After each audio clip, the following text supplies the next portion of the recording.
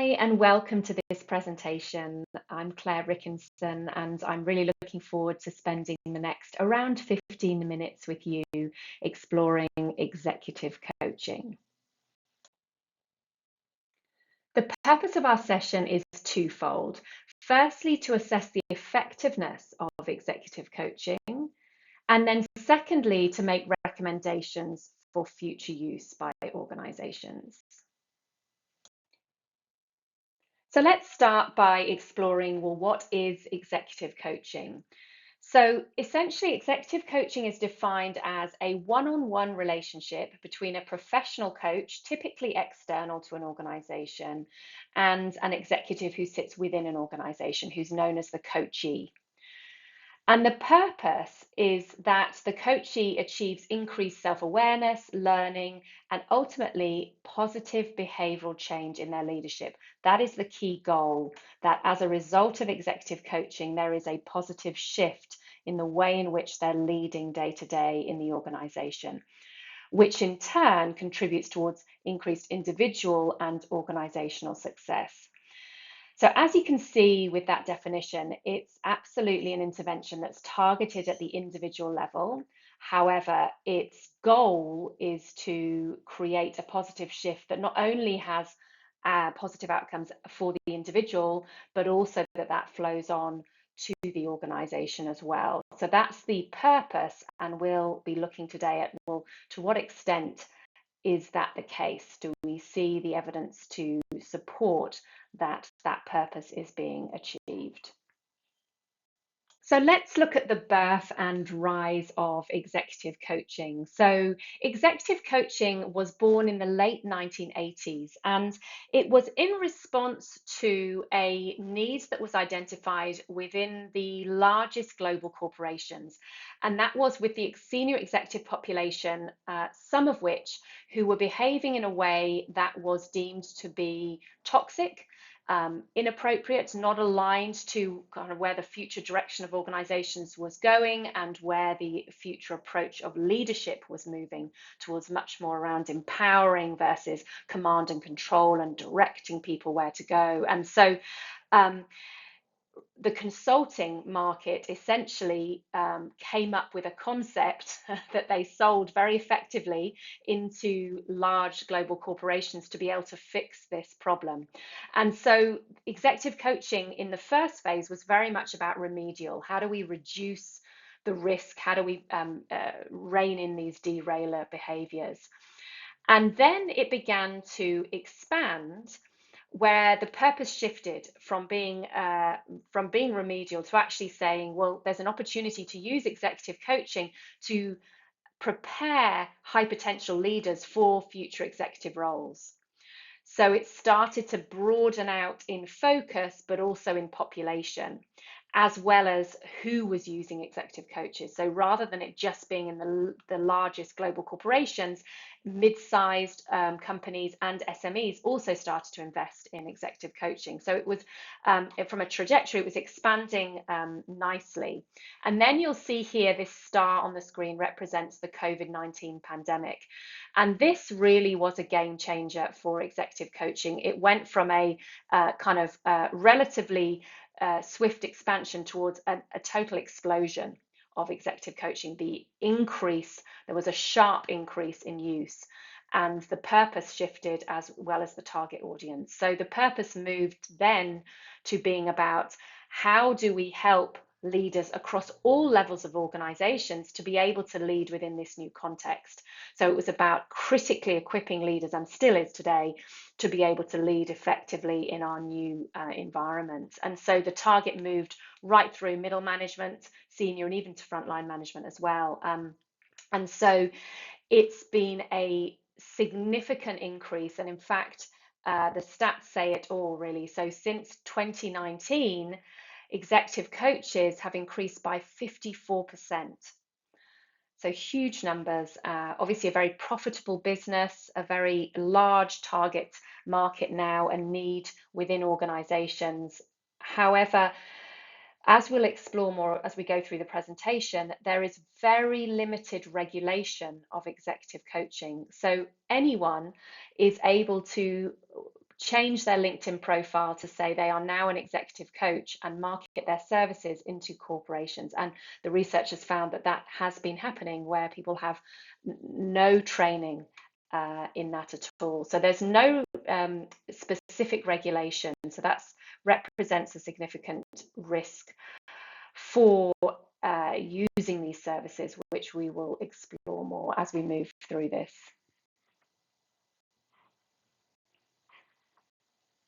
So, how effective is executive coaching as an intervention? We can see it's incredibly popular and it's increasing dramatically in use.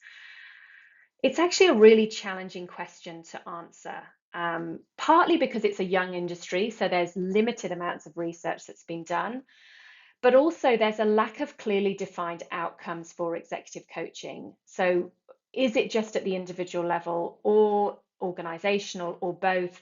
And what are the desired outcomes at these levels? How will we actually measure it? There's a lack of clarity there. And there's a lack of randomized controlled trials. So the majority of studies that have been done to look at the effectiveness of executive coaching have used small, non-randomized samples, and there's been a heavy reliance on self-evaluation of progress. So there's obviously that comes with a high risk of social desirability bias playing out. However, over the last 20 years, there have been a number of controlled studies, and the results of those, a few of those studies are highlighted here, some non-randomized and some more recent randomized controlled trials as well. I just want to highlight a couple of these for you. So the first one there, Smither et al., it was back in 2003, so it was some time ago. But this study is particularly useful because it was longitudinal. So it tracked participants over 2 years, and it didn't just rely on self ratings of improvements, which, as I mentioned earlier, are highly susceptible to bias. It actually looked at their ratings on 360 feedback over 2 consecutive years, and they found that those who did receive executive coaching were scoring higher in their 360 feedback. In the randomized controlled trials, Duget et al.'s trial is interesting because it's actually looking at objective measures. So they sort of found a statistically significant difference in sickness absence. So 2.5 days fewer off a year compared to the control group, so that's obviously not just an individual benefit, but an organizational one as well. And the Dehaan et al. In 2019 is relevant because it's such a large-scale randomized controlled study. So it's 100,000 employees globally, so across 120 countries in a global healthcare setting, and saw it significantly increased coachee well-being, perceived social support, and derailment behaviors being improved. So while there are not many controlled studies, and some still have very small samples, etc., they do point to that there is a positive benefit. Predominantly, it's been studied at the individual level that occurs from executive coaching. However, one of the most, I think, interesting findings from some of the recent studies is that these outcomes are context dependent. So the most recent research has found that context matters. So for us to realize the benefits of executive coaching, for those results to be realized, there are a number of conditions that need to be in place. So firstly, researchers have found that there needs to be strong organizational commitment to the coaching. And what that really looks like is that the manager of the person being coached, so the manager of the coachee, is supportive. And that this is part of a wider investment in development. So essentially, if the culture is one that doesn't support learning, and they're simply outsourcing a problem to executive coaches, it is not effective. So that's I think a really important consideration when thinking about executive coaching. The organizational culture matters, that there's clear contracting. So outcomes are clearly agreed upon between the organization, the coach and the coachee. Measures are established, and that's something that's often missing with organizations using executive coaching at the moment, that we get really clear on what are the short and long term measures that we will use, and there's alignment of goals with regular check-ins. The coach needs to be qualified and have stated ethical practices. And as I mentioned earlier, this is often a challenge. Um, the skills that have been particularly highlighted as being important or accelerating the positive impact are building trust, listening and asking probing questions, and having commercial acumen. So the coach essentially sits outside the organization, so therefore they need to have a really good understanding of the organizational context and the politics. Otherwise, it will fail. The coachee also needs to be motivated, and personality wise, there's been some research done that shows if they are high in conscientiousness, openness, and or emotional stability, they are receptive, they are coachable. So that's interesting because that indicates that some people are not coachable. And finally, the relationship between the coach and the coachee is important. So working alliance is a strong predictor. So the fact that if a coachee can choose their coach through a chemistry meeting, then the coaching is found to be much more effective.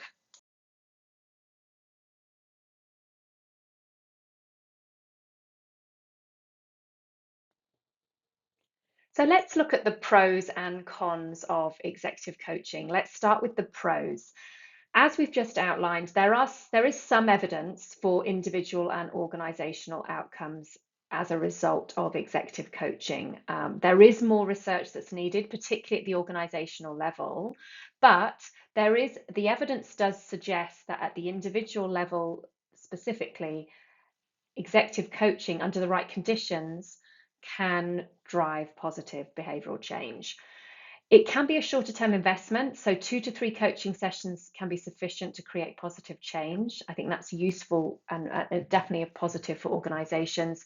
It can be used broadly across a range of different skills, and trust can be more easily established because the executive coach is external to the organization. However, I think there are many more significant cons to executive coaching at the moment. Firstly, the ethical risk. So as I mentioned, the lack of industry regulation means there's a risk of untrained and unethical practice occurring, which presents a risk to individuals from a duty of care perspective, but also to organizations. There's a lack of rigorous controlled studies, which means that we've almost got this perfect storm where we've got a risk of untrained, unethical executive coaches selling in executive coaching as the panacea for all the organizational issues when there is actually very limited basis for that. It can also be misused by organizations. So to outsource a problem that they want fixing, when actually, as we know, organizations are adaptive systems. So what's required is for the organization to take the ownership of the problem and to look at what is required from a systems change perspective rather than just trying to outsource a small aspect of it for someone to fix. It's very costly, so that means it's not scalable. Inherently, it's not inclusive, which can create tensions in the organization. In the future, AI presents a huge opportunity to democratize executive coaching, but it's very early days for that at the moment. It isn't suitable for some individuals, and in my experience, that is not well known. So certain personality types are not coachable. That's what the research shows us. I think that's a significant con for executive coaching. And so overall, I would say there are more cons than pros. Based on this, would I recommend executive coaching to an organization? Well, my answer would be in certain contexts, if a rigorous approach to executive coaching selection is conducted. So there's clear criteria, professional qualifications are vetted, client references are taken. The problem is largely individual versus organizational. So I think there's insufficient evidence to support executive coaching as an effective intervention for wider organizational behavioral issues. It could form one intervention within a wider OD integrated change. However, it's really targeted at the individual level, I think, and it needs to be carefully contracted. So that process needs to be facilitated by the executive coach, where they're really understanding, well, what is the core problem here? And then stating those explicit goals with role clarity, measures in place. And finally, that the coaching itself is actively supported by the organization. So the coach's manager is committed to supporting the investment. What that looks like is encouragement and feedback to the coachee, and also participating in the evaluation process. Thanks so much for listening. I hope that was useful in deepening your knowledge on executive coaching.